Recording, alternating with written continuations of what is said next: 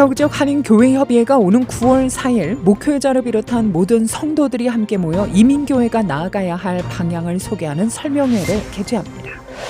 제비 프리스커 일리노이 주지사가 어제 오전 의료보호법에 서명했습니다. 이 법안은 약탈적 보험 관행을 억제해 의료 서비스에 대한 접근성을 높이는 것에 목적을 두고 있습니다.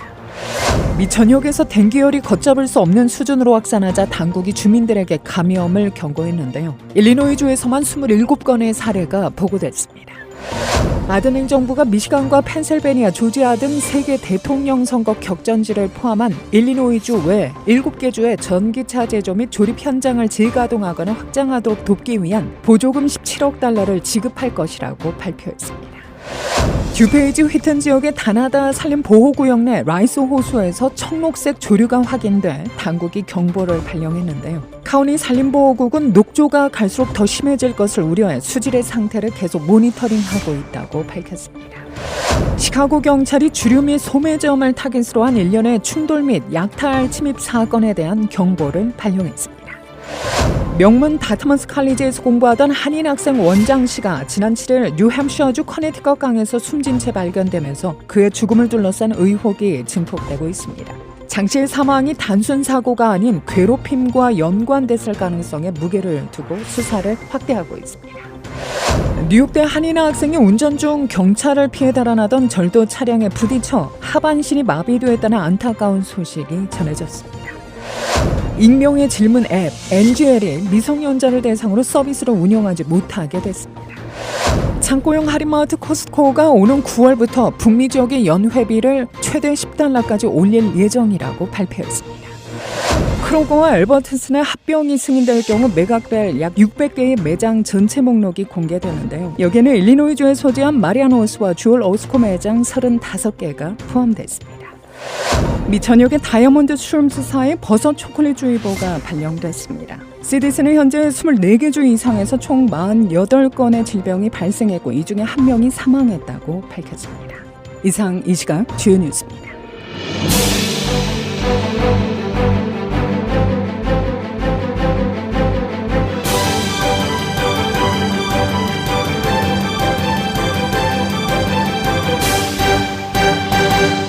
시카고 지역 한인교회협의회가 오는 9월 4일 수요일 오후 7시 시카고 지역 목회자를 비롯한 모든 성도들이 함께 모여 이민교회가 나아가야 할 방향을 소개하는 설명회를 개최합니다. 협의회 회장 김영문 목사입니다. 지금 많은 기독교인들이나 목회자들의 관심도가 코로나 이후에 이 시카고 지역 교회가 어떻게 달라질 것인가 변화에 대한 관심이 있어요. 또 어렵잖아요. 또 1세, 2세와 관계 문제도 있고 그다음에 목회자의 생각이 무엇인가 전체적으로 디테일하게 이것을 설문지를 통해서 전수주 모든 교회들이 잘 활용하면 앞으로 우리가 그러면 교회가 이렇게 계획을 세워야 되겠다. 목회회 데이터 연구소가 자체 실시하는 설문에는 어떤 내용을 담고 있을까요? 코로나 팬데믹 전후의 변화와 목회의 실태, 그리고 미래 세대를 위한 사역 등 목회자를 위한 설문 67개의 문항과 또 올바른 신앙생활에 대한 고민, 나아가야 할 방향 등을 설문하는 교인들을 위한 63개의 문항이 포함되어 있습니다. 그래서 코비드 전과 후에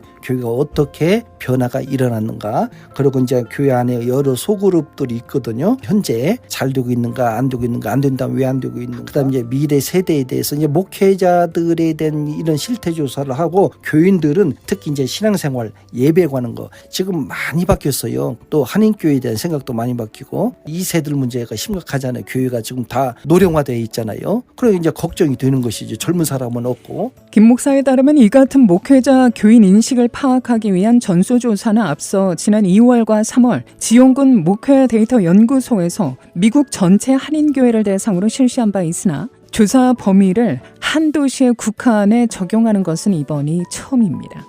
당시 설문에 참여한 미국 한인교회 수는 67개, 총 1,169명이 참여했다고 하는데요. 하지만 이 중에 시카고의 성도 수는 44명으로 참여도가 저조했던 것으로 알려졌습니다. 시카고 지역에 국한해서 전수조사입니다. 그러니까 아주 구체적으로 잘 나오죠. 그 분석한 결과를 가지고 각 교회마다 지금 시카고 지역의 교인들 또 사람들이 관심도가 이거다. 그러면 교회에서도 그 방향을 무시하면 안 되잖아요. 그 방향을 또 쫓아가야 되겠고 도움이 많이 되죠. 김 목사는 이번 조사를 위한 별도 태스크포스로 구성해 이미 한국과 미주에서 실시한 내용을 참조해 시카고 지역에 적합한 항목을 구성하기 위해 여러 차례 연구소와 의논을 거쳐 지난 6일 설문지를 완성할 수 있었다고 하는데요. 이를 토대로 이달 13일 오는 토요일부터 8월 3일까지 약 3주간 데이터 조사가 실시될 예정입니다. 김 목사는 우선 교회를 중심으로 교단과 각 선교단체, 기독교 기관을 총망라해 모바일 또는 인터넷을 통해 설문조사를 실시한다는 계획입니다. 이후 취합된 결과를 토대로 9월 4일 오후 7시에 글렌비에 소재한 시카고 언약 장로교회에서 설명회를 개최합니다. 목회자들은 담임 목사 중심으로 한 100명 정도 표본 조사를 좀 생각하고 있고, 성도들은 많이 참여하면 할수록 표본 숫자가 많으면 많을수록 결과도 더 좋아질 수가 있습니다. 일단 이제 교계로 공무원들이 다 나가요. 교회로만 나가 있는 것이 아니라 선교단체, 각 기관, 여러 단체, 여성연합단체까지 우리 뭐 찬양팀 단체라든지 다 이게 동시적으로 전달이 앱을 통해서 이게 설문조사를 하기 때문에 우리 7월 14일부터 8월 3일이기 때문에 아주 짧아요. 그러니까 홍보가 대단히 필요해요. 적극적으로 협력을 해 주셔야 됩니다. 우리 시카고의 교회가 살 길입니다. 아울러 김 목사는 이번 전수조사를 통해 시카고 지역의 목회자와 교인들이 지역의 흐름을 알게 되고 서로 연합해 함께 문제를 풀어가기 위해 목회자 연구 모임들도 활성화될 수 있기를 기대한다고 말합니다. 한편 시카고 지역 한인교회협의회 주최 할렐루야 대성회가 오는 7월 26일부터 28일까지 프로스펙트 하이츠에 소재한 헤브론 교회에서 열립니다. 교회 설립 50주년 희년을 맞아 개최하는 2024 할렐루야 대성회는 회복과 변화를 넘어 하나로라는 주제로 시애틀 형제교회 담임 권준 목사가 주제 강사로 사흘간의 일정으로 개최됩니다. 이민 사유를 잘 알고 나가서 우리 시카고의 상황을 잘 아시는 분, 그리고 1세, 2세, 3세 여러 지금 이민 목회 좀 여기 좀 연결되어 있지 않습니까? 그런 사역을 하신 분. 그래서 권준 목사님은 시애틀 형제교회에서 그런 사역을 또 어떻게 보면은 그 롤모델이 될 수 있는 건강한 교회입니다. 우리 이제 주빌리 기도문이 있는데 미주 지역이 또 대표이시고 우리에게 큰 도전을 줄 수 있는 그런 분이십니다. 또한 김 목사는 이번 대성회를 통해 시카고 지역의 모든 교회가 협력해 영적 변화가 일어나기를 소망한다고 전했습니다. 먼저 우리 자신이 회복을 받아야 돼요. 개인이 아무리 신앙생활 잘해도 더 나가서 연합을 해야 되죠.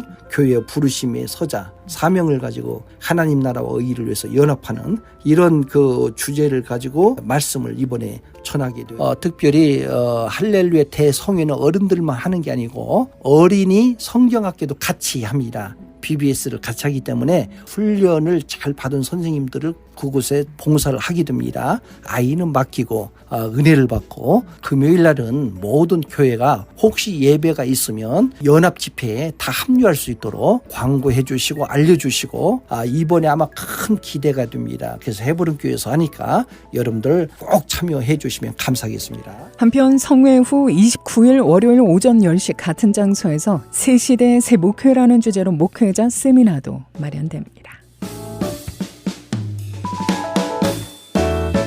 제비 프리스커 주지사가 어제 오전 의료보호법에 서명했습니다. 2025년 1월 1일부터 효력을 발휘할 이 법안은 약탈적 보험 관행을 억제, 의료 서비스에 대한 접근성을 높이는 것에 목적을 두고 있으며 단계적 치료, 정신건강 위기에 대한 사전 관리 및 치료, 또 불필요한 보험 가입에 대한 제재 등을 법제화하는 내용을 담고 있습니다.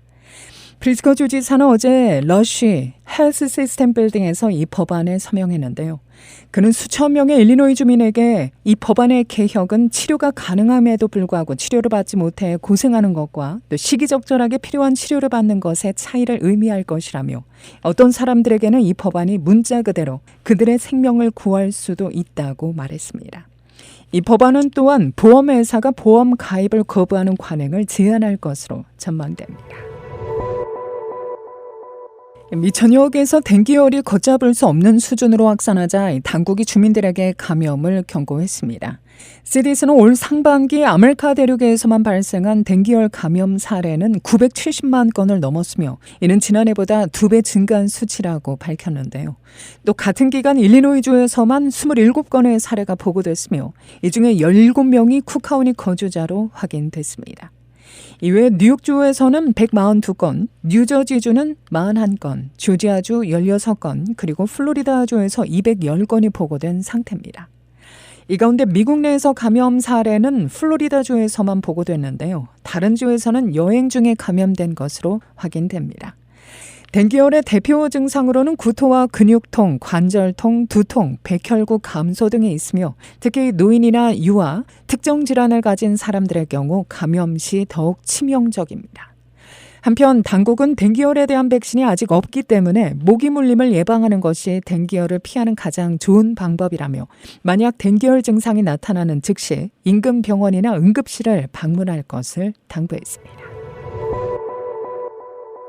바이든 행정부가 어제 미시간과 펜실베니아, 조지아 등 3개의 대통령 선거 격전지를 포함한 8개 주에 전기차 제조 및 조립 현장을 재가동하거나 확장하도록 돕기 위한 보조금 17억 달러를 지급할 것이라고 발표했습니다. 백악관은 노조 일자리 수천 개를 창출하거나 유지하고 또 오랫동안 미국 경제를 견인해온 자동차 기반 지역사회 지원을 위한 이러한 보조금은 3개 격전지 외에 오하이오와 일리노이, 인디애나, 메릴랜드, 버지니아주의 전기차 시설에 지급될 것이라고 말했습니다.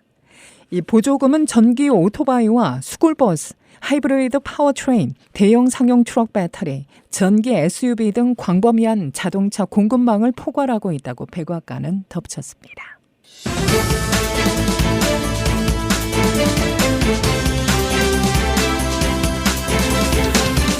명문 다트머스 칼리지에서 공부하던 한인 학생 원장 씨가 지난 7일 뉴햄셔주 커네티컷 강에서 숨진 채 발견되면서 그의 죽음을 둘러싼 의혹이 증폭되고 있죠.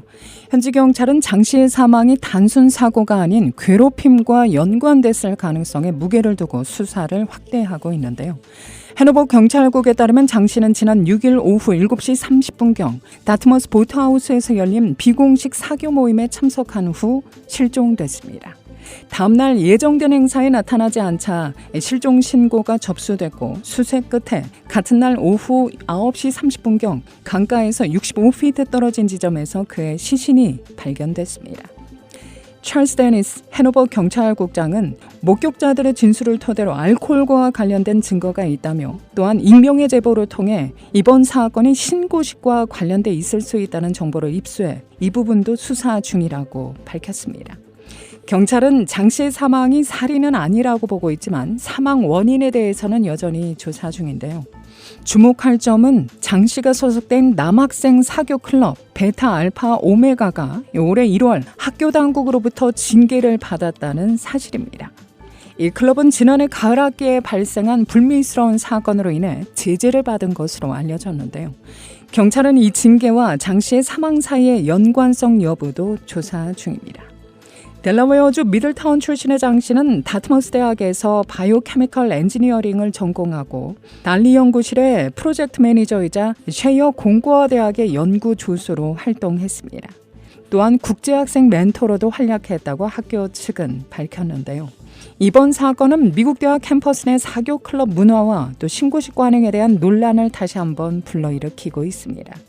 특히 외국인 학생들이 겪을 수 있는 어려움과 또 차별에 대한 우려의 목소리도 높아지고 있죠. 이번 사건을 계기로 미국 내 한인 유학생들의 안전과 또 권리 보호에 대한 관심도 높아지고 있습니다. 한인 학생이 운전 중에 경찰을 피해 달아나던 절도 차량에 부딪혀 하반신이 마비되었다는 안타까운 소식도 전해지고 있는데요. 뉴포스트에 따르면 뉴욕 내 스턴 경영대학원의 재무학 전공 3학년생 김준호 씨가 지난달 23일 새벽 4시쯤 필라델피아에 있는 펜실베니아대 근처 도로에서 심각한 교통사고를 당했습니다. 사고 소식은 김 씨의 친구들이 일주일 전에 모금 사이트인 고펀드미에 게시한 글을 통해 처음 알려졌습니다. 이들 친구는 해당 글에서 당시 경찰로부터 도주하던 차량 탈주범들은 준호가 타고 있던 차량에 빠른 속도로 충돌했다며 그 결과 준호는 심각한 척수 손상을 입어 현재 하반신 마비를 겪고 있다고 썼습니다. 특히 왼쪽 마비가 심각하며 회복은 요원합니다. 사고 이후 2차례의 수술을 받았다고 하는데요. 김 씨의 가족은 재활 및 의료비 마련에 어려워하고 있습니다. 더구나 안타까운 점은 김 씨가 뉴욕에 있는 M&A 자문회사인 클레마 캐피털에서 서머 애널리스트로 일한 지 한 달도 채 되지 않아 사고를 당했다는 겁니다. 뉴욕포스트는 이 젊은 재무분석가의 큰 꿈은 이번 사고로 산산조각 났으며 직장뿐 아니라 학교도 기약 없이 쉬게 됐다고 전했는데요. 지금까지 고펀드미에서 목표 금액인 10만 달러 중 8만 610달러가 모아진 것으로 전해집니다. 후원금은 김 씨의 수술 및 입원 비용, 재활 비용, 또 소송, 기타 서비스 비용으로 사용될 예정입니다.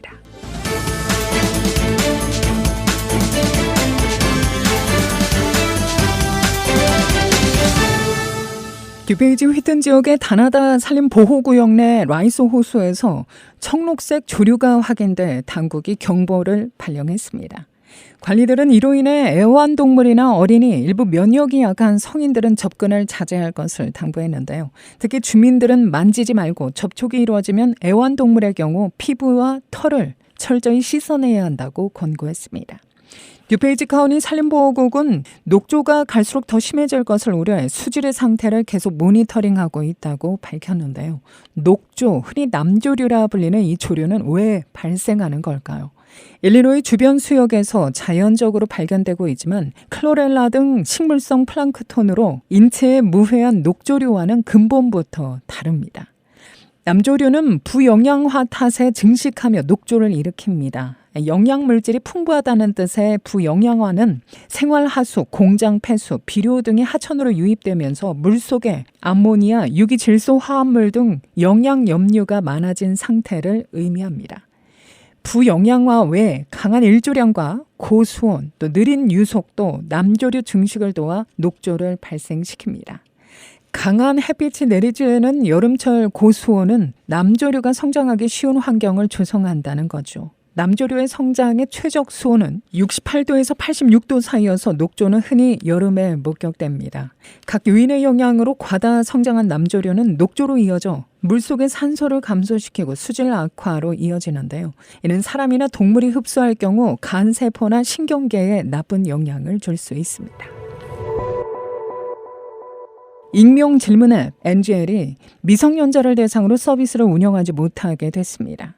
어제 테크크런치에 따르면 연방거래위원회는 NGL에게 18세 미만 이용자를 대상으로 한 서비스 제공 및 앱 광고를 금지했는데요. 연방거래위원회가 앱에게 미성년자 서비스 금지 조치를 내린 첫 사례입니다. NGL은 이용자가 인스타그램 스토리 등 소셜미디어 플랫폼에 자신의 링크를 게시하면 다른 이용자들이 접속해 익명의 질문을 보낼 수 있는 시스템이죠. 익명의 힘을 빌려 솔직한 의견을 공유하고 싶어하는 미성년자들에게 인기를 얻어왔는데요. 이번 조치는 NGL이 미성년자 사이에 발생하는 사이버 폭력을 방관한다는 문제 제기에서 비롯됐습니다. 창고용 할인마트 커스코가 오는 9월부터 북미 지역의 연회비를 올립니다. AP통신 보도에 따르면 커스코는 미국과 캐나다에서 오는 9월부터 회원 등급에 따라 최대 $10까지 연회비가 오른다며 5,200만 명에게 영향을 미친다고 밝혔는데요. 이에 따라 골드스타와 비즈니스 등급은 $65에서 $70로, 익스액티브 회원은 $120에서 $130로 연회비 부담이 늘어납니다. 커스코는 비정상적인 고물가 상황에도 불구하고 2017년 6월 이후 연회비를 유지해왔지만 최근 물가가 어느 정도 안정됐다며 연회비 인상 배경을 설명했습니다. 시카고 일원의 주말 극심한 더위를 앞두고 비교적 쾌적한 기온은 오늘과 내일 이어질 것으로 예상됩니다. 오늘 부분적으로 구름은 끼겠으나 대체로 맑은 날씨 계속되는데요. 예상되는 낮 최고 기온은 79도, 밤 최저 63도입니다. 금요일은 내일 오늘과 대체로 비슷한 날씨가 예상되며 낮 기온 다소 오릅니다. 최고 84도, 밤 최저 63도입니다. KBS 모닝 포커스 데일리 뉴스는 삶을 마무리하는 순간을 여러분과 함께합니다. 가장 저렴한 비용과 신뢰를 바탕으로 정성을 다하는 줄리심 장의사, 최신 학문과 기술 연마를 통해 최상의 치료로 보답하는 김광수 측과 모든 보험을 원스톱으로 해결해드립니다. 한인사회를 위한 박상화 종합보험, 최고의 상품으로 소비자의 행복을 책임지는 영신건강 제공으로 함께합니다. 이상으로 데일리 뉴스를 마칩니다. 진행의 김수현이었습니다. 오늘도 하나님의 큰 위로와 축복이 함께하기를 소망합니다.